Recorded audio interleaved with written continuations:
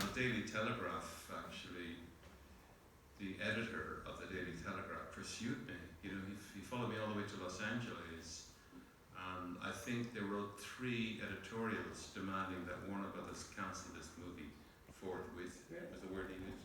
Forthwith. What does forthwith mean? Immediately. Something. It sounds very legalistic, but anyway. So it was kind of it was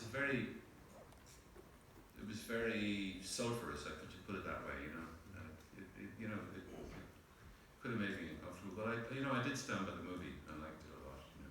It's a good description of it as a gangster movie, but it's a good description as trying to create a genre for it as a gangster movie. But that's the genre I use. That's the template. I mean, when you make a movie, you look at contrast, you look at lighting, you look at light and shade, how many shadows should be in it, what the colours should be like, and that's what I do. I chose a template for the kind of film it was. Do you think what a template could be for a Devil Era movie? What's that? A template for a Devil Era movie, a sort of possible. No. Possible. I wish I hadn't mentioned that. I never get to make a Devil Era movie. I'm sorry, I won't. But sometimes people say I treated Alan Rickman. This portrait was unfair. I thought Rickman actually got the essence of the dude. That strange, whiny, clear voice. I mean, the first time that Alan appeared as Eamon de Valera, I shoved him out in front of 4,000 people. I swear to God. He was going, "This treaty, we will wade through the blood of Irish." He had to quote de Valera's speech, and I think he was furious at me. But he performed brilliantly. You don't remember that, do you? I do. You do, yeah. Poor Alan's no longer with us, but anyway.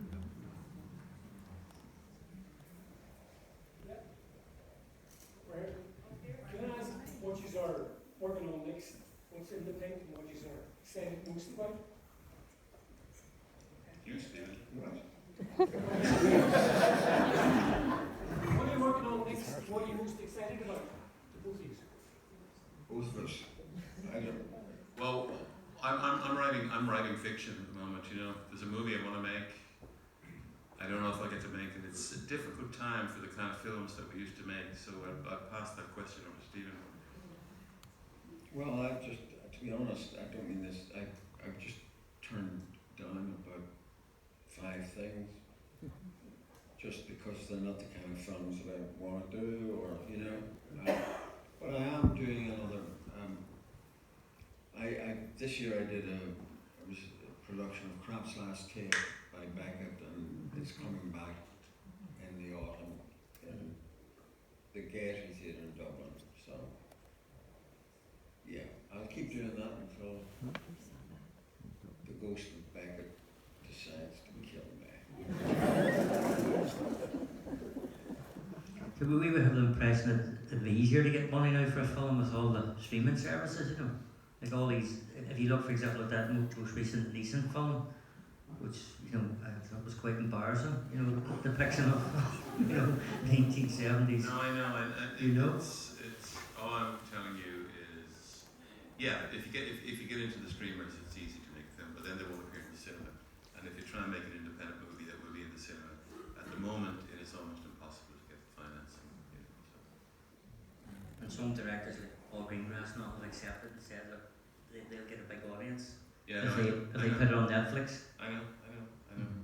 But I haven't done that yet, but maybe I will. Hi there.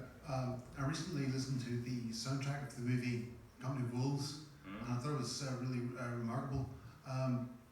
What thoughts do you have in bringing those influences, those musical influences together?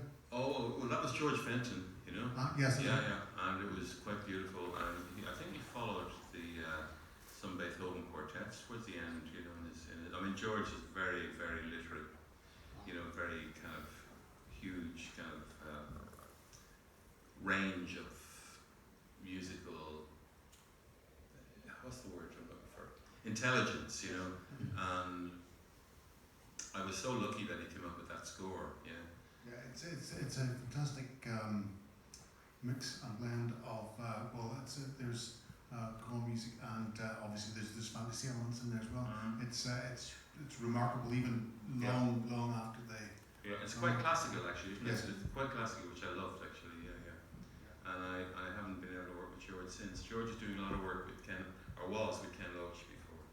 But he's a great composer, really great. I listened to it recently within the last week, and it just clicked into my head that I had listened to it whenever you were on stage speaking. It's good stuff. Very well done. Thank you very much. Cheers.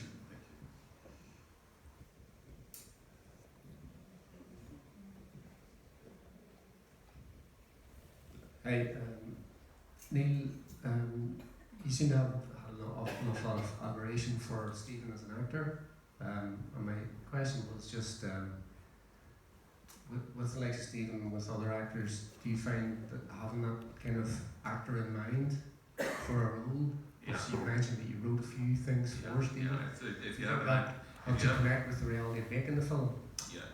you're absolutely right. If you have an actor in mind when you're making a movie, it's like a gift to someone like me.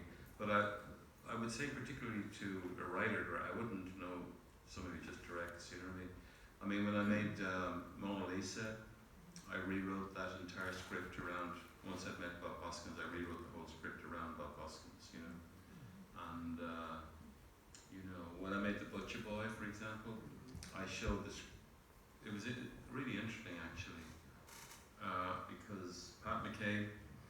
I asked Pat McCabe first of all to write a draft of his own book, you know, and he wrote it without any voiceover whatsoever, you know. And I said, Pat, where's the voiceover? You know, where's the heart of the book has vanished. And he said, oh, I thought voiceover is terrible in movies. And it doesn't have to be. Look at Days of Heaven. Look at what was that movie Stanley Kubrick made? Clockwork Orange. You know, a voiceover can be kind of a really intriguing thing. And I showed the script to Stephen, and I asked him to play Francie Brady's drunken father, you know. And you weren't too keen on it at first, were you? Until I said, well, you also will be the voice of Francie, you know. And Stephen realised that. Is that true? Tell me, was it true? Why didn't you tell me that straight away? Okay, sorry, yeah. No, actually, it was the older Francie and Yeah, I mean, the voice was the performance of the movie in a way, wasn't it, really, you know? yeah. And it elevated young Eamon Owens, this remarkable performance, really. So that's a case where, you know, I'm lucky to know an actor who will actually be able to expand or, you know, kind of use what I've written to their own advantage, you know, and to their own kind of sensibilities. And is Dermot Healy in The Butcher Boy? I asked Dermot, you know who Dermot Healy is? Very great Irish writer who's no longer with us, like a lot of people. Anyway, I had asked Dermot to be in the first movie we made, Angel. Do you remember that faith healer guy? Towards the end, yeah. And Mick Lally played the guy who was flogging the young kid as a faith healer. Do you remember? Yeah. You walk into it and you collapse in the caravan. I had asked Dermot Healy to play that role, but he got drunk and he didn't. He's a pretty good actor, and he was in the end the Butcher Boy. He played an old fella in a hospital beside him. He was fascinated by his stories. The Butcher Boy is a great film. Actually, just on the side, my dad and my sister were both extras in that film. Okay, yeah. Yeah, so because you filmed at War Point. We did at Warren Point. You did. I think it was at Bundoran. It was supposed to be Bundoran. Yeah, We were using yeah. Convo. But actually, Warren Point is much more beautiful than Bundoran. It's a beautiful bay, it's magic, you know. I'll tell everybody in War Point.